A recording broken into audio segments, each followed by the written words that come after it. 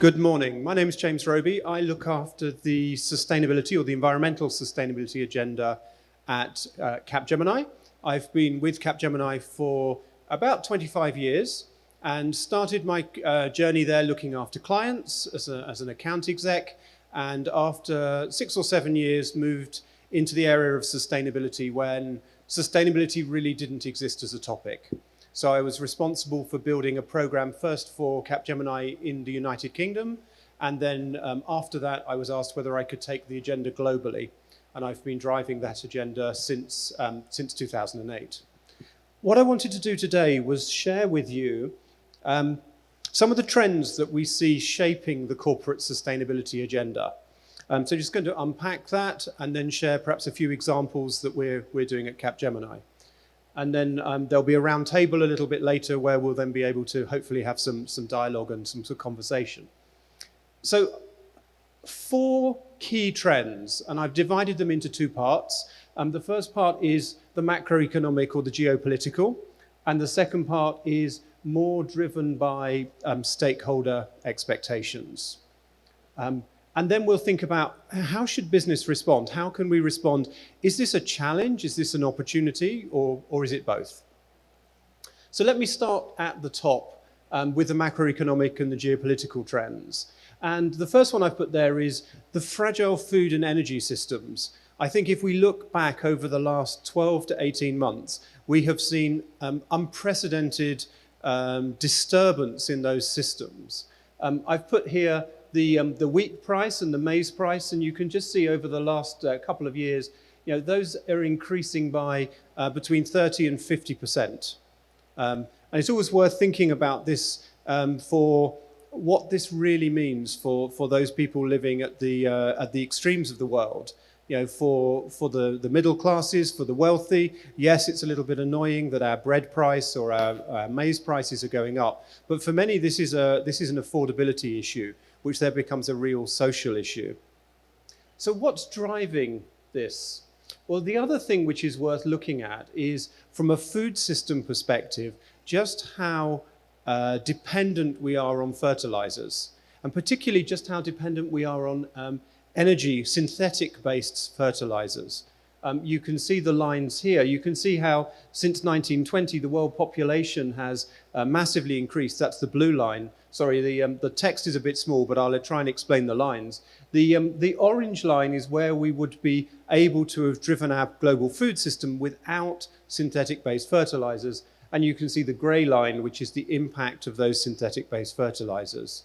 Now, why talk about fertilizer? It's not terribly exciting a topic, but it is incredibly linked to energy, another of the systems which is under stress at the moment. And so here, I've put in a chart from The Economist on the left, the global fertilizer price. You can just see how the fertilizer price has absolutely shot up over the last 2 years, very, very linked to the price of natural gas, which is the main energy input into fertilizer.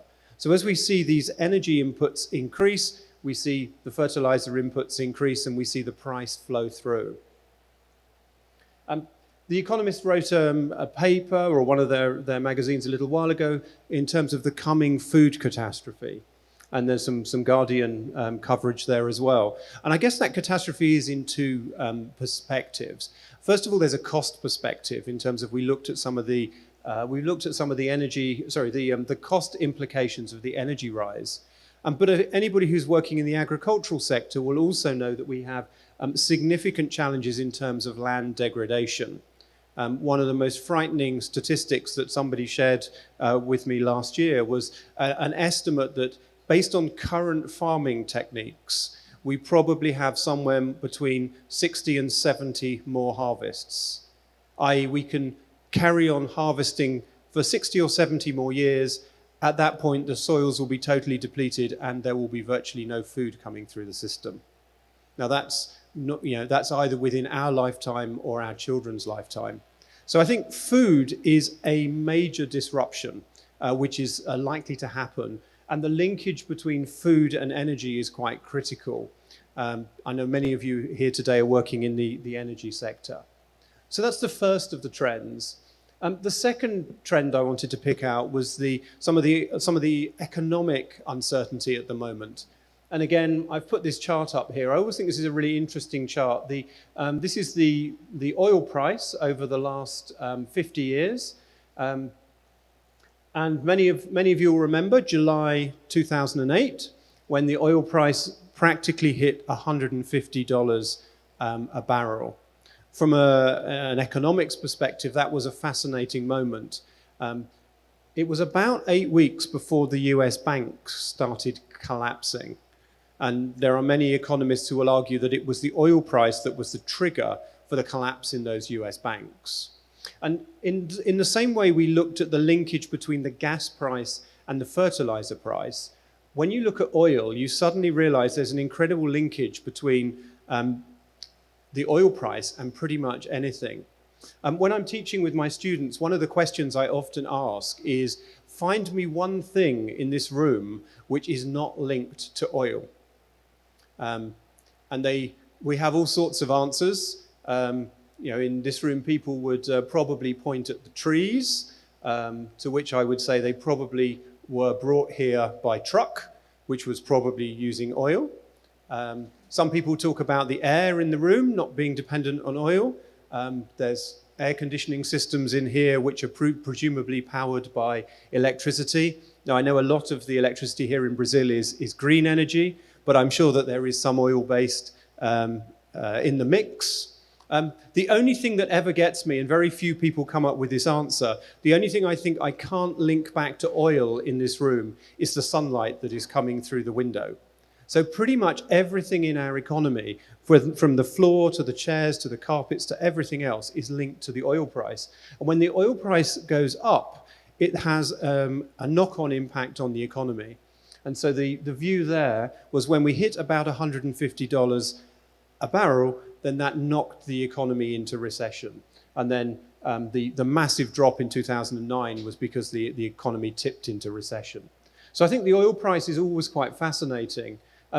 What was really interesting was, from a climate perspective, if you look at this period between 2010 and 2013, where we saw high oil prices, one of the things which we look at is, well, what did that trigger?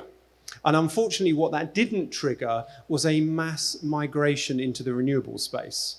What that triggered was a huge investment in the oil industry into alternative sources of oil. So tar sands, oil shale, and unfortunately, they are even dirtier than regular oil from a carbon perspective. So in some ways, that period in the first half of the 2010s was a bit of a lost decade in terms of that energy transition.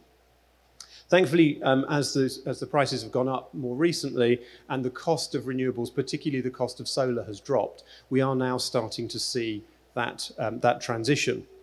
But while the oil price is going up, then that is driving inflation. I've taken this picture from one of the UK newspapers. I know in Latin America, inflation at 10% isn't quite such a novelty, not quite such unusual. But certainly in Europe, seeing inflation running at double digits has had a dramatic impact on the economy, has had a dramatic impact in terms of labour relations.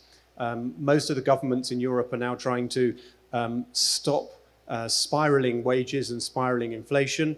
And as we see, unprecedented levels of striking going on, or certainly within my lifetime, the level of striking going on in many countries is high as this sort of pressure is going. And the final chart I've put here is a business confidence index.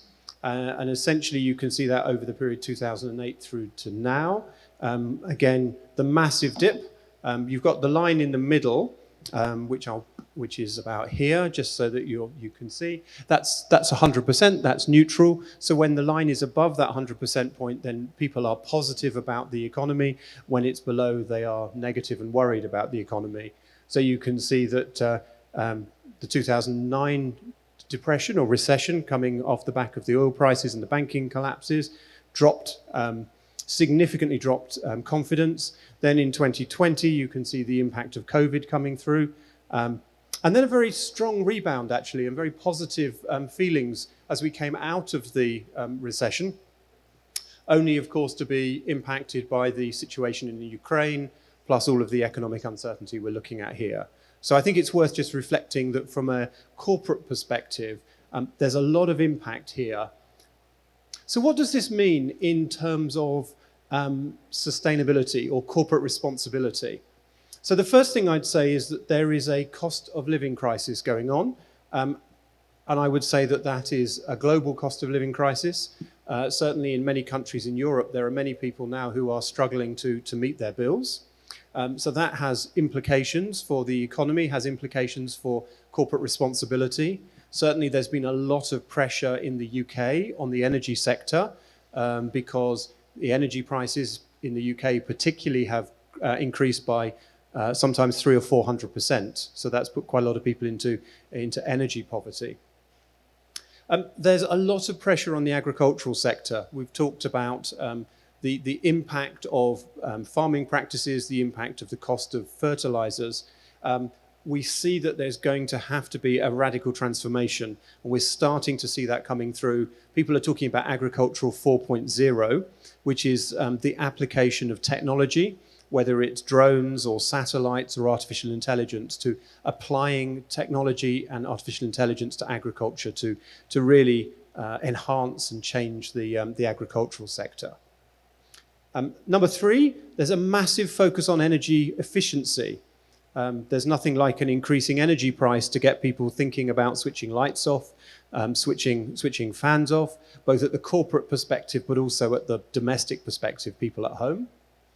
And then finally, I've put this acceleration of the energy transition, and I've put away from or possibly towards fossil fuels. I mean, the hope from a sustainability perspective is it will absolutely drive us towards more solar, more renewable, more hydro, more wind. We see that. But equally, there seem to be some sentiments in the marketplace which are pushing towards the expansion of traditional fossil fuels. Some of you may have seen yesterday in North America, in the United States, Biden has just signed off a very large oil exploration in Alaska, and environmentalists are questioning the implications of that from a climate perspective. So that's a starting point from a, if you like, an economic system perspective. The other trend, the other trends that we see coming through are very much trends from the stakeholder perspective. So this is coming from much more of a micro perspective, much more of an organizational perspective. And if we ask the question, why are organizations investing in sustainability? Why do they care? Well, the first answer there is employees. And some research I did with Henley Business School a few years ago suggests that this is possibly the strongest driver for organizations.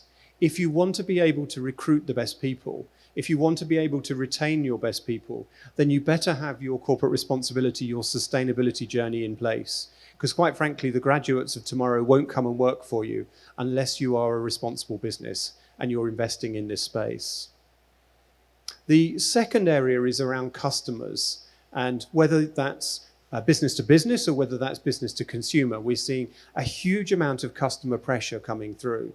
So in the business to business space, I would say that most business to business customers are basically screening their suppliers. And if their suppliers don't meet the standard that's expected, they just remove them from the list. So you just won't even get on the short list for bidding for work if you haven't got the right policies and practices in place. And then in the consumer world, we're starting to see more people interested in terms of the sustainability of the products they buy. The third driver are partners. And again, there's a couple of dimensions to this. First of all, you will not be able to achieve your sustainability goals if you do it alone. And so partners are key. And secondly, we're also starting to see some choice editing of partners, of suppliers. So we are seeing people starting to say, sorry, I'm not prepared to work for you as an organization. So it's an interesting development in that whole partners space. Number four, regulators. Varies by country, by region. Certainly the European Union is very strong in terms of their regulation around sustainability. We'll come on in a minute to look about going beyond just pure carbon, but increasingly the European Union is making all businesses who are operating in Europe report on a whole range of topics, both social and environmental. In North America, we've got the SEC, the Stock Exchange Commission, which requires quite heavy levels of disclosure now around the carbon impacts of business. So again, there's definitely a trend in terms of regulation. And then the final one I've put here is investors. And it's been an interesting journey. I've been talking to our corporate investors probably for 10 or 12 years now. And the conversation has been really interesting in terms of the way it's developed. If I'm really open, the very first conversations we had with some of our shareholders, some of the investors, probably around about 2009, 2010, I had investors asking me, what questions should we be asking? So we then had quite an interesting conversation about our views on sustainability, the journey we were on, and almost what questions they should be challenging us with. Investors are getting much more sophisticated now in terms of the questions they're asking, much more challenging in terms of the revenues, the profit, the types of services that we're providing. So that whole piece is quite critical. And I've just put some more data points here in terms of those changing expectations. Somebody mentioned, it was mentioned at the beginning in the introduction, the interest in ESG investing. I think $1 in $3 was mentioned in terms of sustainability. Certainly over the next 5 years, or for the 5 years 2021 to 2026, it's expected that ESG assets are going to probably around double. So you can see just how quickly people are focusing on there. And this is driven by, it's not just driven by, if you like, the trends of the moment or the desires at the moment. It's driven by a number of things, but one of which is the real awareness of the starting of climate change. And the fact that we've already had probably somewhere around 1.1 degree of warming compared to pre-industrial levels. And I always think that's worth remembering, because if people always talk about the Paris Agreement and this need to keep climate change or the heating to less than 1.5 degrees be above where we were before the Industrial Revolution, we've already had 1.1 degrees. We're practically in line for 1.5 degrees. In fact, I was with somebody from the World Meteorological Organization back in September, and they were saying there's a really strong probability that in the next couple of years we're going to go through the 1.5. And that's partly driven by the El Nino process. So he expects that we're going to go through the 1.5, and then the pressures are going to change and we're going to come back down below 1.5 before probably sometime in the next 10 years or so, us crossing 1.5 more permanently. So we are getting quite close to those boundaries. Regulation, as I talked about before, that's driving investors. Investors are increasingly having to measure the carbon impact of their portfolios. And then there's also finally, a positive side, that there is growing evidence that organizations which are good in terms of ESG, good in terms of sustainability, are actually driving better financial performance. So if I think about those trends, what's the implication of those trends as a whole? Well, I suppose there's a few things here. I guess the key is probably, if I had to pick two things off that list, integrate sustainability to the strategy. Sustainability can't be an add-on. It has to be integrated to what you're trying to do. What's the purpose of your business? What are you trying to do? If sustainability is not integrated into that, you probably won't have success in the long term. And then secondly, I bring out the transparency piece as well. I think transparency is critical. Certainly from a Capgemini perspective, one of the things we've always tried to be is transparent about our objectives and our goals. We have an aspiration to be a net zero business by 2040, a whole series of targets below that. We disclose on them, we're transparent about them. The one thing that really frustrates me is where people make vague claims but then don't provide any information about those claims. There are companies out there saying we're net zero already, or we want to be net zero in 10 years' time, but they don't actually define what they mean by net zero. When we put our first press release out about net zero, we put out a press release with 4 or 5 very detailed footnotes. I think my press team thought I was crazy that I was putting all these footnotes in a press release. And the reason I put them there is I wanted to be clear about what we meant. I don't have a problem if anybody disagrees with my policies and my strategy and my targets, but let's have a conversation based on that, the reality of what those targets mean. Happy to have the conversation. Much less comfortable when organizations are making vague, unclear claims, which you can't have a proper conversation around. So the final trend I was going to then unpack very briefly is a broadening of the agenda, the ESG agenda, the sustainability agenda. If you look back over the last 10 years for most organizations have been very strong on climate, and particularly the piece I've put up there, very strong on climate mitigation. How do we reduce our carbon emissions? What we're moving now into is a world which is much, much broader. So I think starting the first step beyond reducing carbon emissions is recognizing that we need to adapt to climate change, this climate adaptation. The genie is out of the bottle. We are seeing more and more extreme weather events. We're seeing more and more impacts because of climate change. Certain businesses are being almost wiped out because of climate change. So this adaptation piece is key. Then we're seeing topics like circular economy, pollution, biodiversity, water. We're seeing all of these extra components of the environmental sustainability agenda, which from my perspective is fantastic because, if we just solve climate change and we don't tackle anything else, then we're not really going to make any progress. If we solve climate change but we wipe out biodiversity, then that's not going to help any of us. Then along with the environmental side, we are seeing an increasing focus on the social dimension. And I'll talk a little bit about that one in a second. And we're seeing a lot in the governance space as well, in good governance. So implications.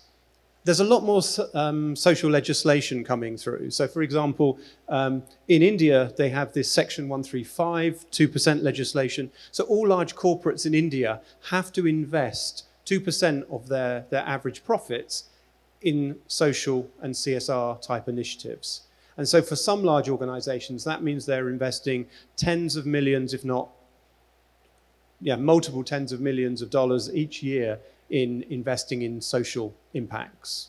We see legislation coming through in countries like the UK around social value. So every time Capgemini bids to the UK government for any public sector work, we have to demonstrate the social value which comes from delivering that work. And that would be the same for any of your industries as well. If you were supplying energy services or any other services to government, you would have to be able to define the social value. And then this interconnectedness piece is critical. We're seeing a lot of focus around that, and it's a really challenging area. So, challenge or opportunity? I guess the answer in short is a bit of both. But I think the real key has to be we have to look at it as an opportunity. We have to look at the opportunity in terms of the new markets which are forming, the opportunities in terms of driving the relationships which this gives us. I've been in here in Brazil for about a week, been meeting various clients, various events, and sustainability always gives you a fantastic opportunity for a conversation. And it's often a completely different conversation to a conversation that you would normally be having with a supplier or a customer. It seems to get down to something which is much more personal, much more values driven in terms of how can we support each other. Sustainability is ultimately a collaboration, and we're not going to get to the levels of decarbonization we need without deep collaboration. So just drawing it together, this is often some of the questions that we hear, and happy to dive into. If you've got these questions, we're happy to dive into those questions and have a conversation about those questions. But this is often the sort of starting point that we have when we're talking to clients about sustainability. And from my perspective, when I think about sustainability, and this is what really drove me to drive sustainability into Capgemini, when I think about sustainability, I see a business change problem. Probably the biggest business change problem that any of us are going to see, but essentially it's a business change problem. And Capgemini is all about business transformation. We've been working with our clients for over 50 years now on helping them transform, usually using IT, but not always. So if you want to have conversations about any of these topics, find me afterwards, or we can talk about it in the round table. And then I just wanted to flag this report. We do quite a lot of research on sustainability. We have a research institute, and they recently published this report, The World in Balance. So we interviewed over 2,000 executives from 670-ish organizations, and the majority revealed that they lack an overarching strategy, they lack a clear business case. In fact, 1 in 5 executives admitted that they didn't understand that there was a business case for eco-friendly operations. That's quite disturbing. And again, some of the data points you can download and read the report in its whole, but there's some data points here. And again, there's positives and negatives. So 64% of executives say that sustainability is part of their business agenda. So that's encouraging, but that means that 1 in 3 senior executives are saying that sustainability isn't part of their agenda, which is quite concerning. So have a look at that report. What's interesting when we pulled the conclusions together is we looked at the leaders in the pack, if you like. We call them the front runners, the experimenters, and the beginners. And what's clear is that the front runners were showing significantly higher than average revenues per employee, and significantly higher profit margins than those who weren't engaging and weren't driving sustainability. So just to spend the last 2 minutes as I start to wrap up, I just thought what I wanted to do was share just 2 or 3 examples from Capgemini in terms of some of the things that we're doing in terms of embedding sustainability into the things that we do for ourselves and the things that we do with our clients. So number 1, this is our Energy Command Center. It's in Bangalore. And we've built this effectively a 24/7 command center, which is monitoring all of our big campuses in India. And it monitors every light, every pump, every air conditioning unit, all of the electrical and energy and water-based assets we have across our site. And they're monitored 24/7. If something's not quite right, they get picked up straight away, and they can then be addressed. It's helped us drive down the energy consumption by nearly 30% in our Indian operations. So it makes quite a significant difference in terms of just applying technology at the low level in terms of energy. Second example I've put here is a completely different example. This is called Project Farm. It's a project that we did initially in Kenya, and now we're rolling it out. And it's about providing data to farmers, to rural farmers. The technology, it's nothing smartphone in here. This is purely text messages, SMS messages, and sending farmers SMS data points about, is it the right time to plant? Is it the right time to harvest? This is about providing rural farmers with information like, don't plant this week because we're expecting very heavy rains tomorrow. And if you plant this week, all your seeds will be washed away. So sometimes just really simple data can be a huge life-changing have a huge life-changing impact on rural livelihoods. And then the final one I've put is one example from the UK. We work with an organization called Code Your Future, and Code Your Future is teaching refugees to code. So we're providing refugees with the ability to get really high-quality jobs in the technology sector. So again, for me, all of these are examples of how a large technology business like Capgemini can apply technology to make environmental and social positive outcomes. So just to wrap up, challenge or opportunity? Probably both, but I do really strongly believe that we all need to be thinking about the opportunity. We need to be thinking about, how do we go beyond just making money? How do we think about, doing good and making social impact? My strong belief is the companies that really survive in the future will be companies which are contributing positively to the environmental and the social agenda. And let me, at that point, stop, and I look forward to the conversation this morning. Thank you.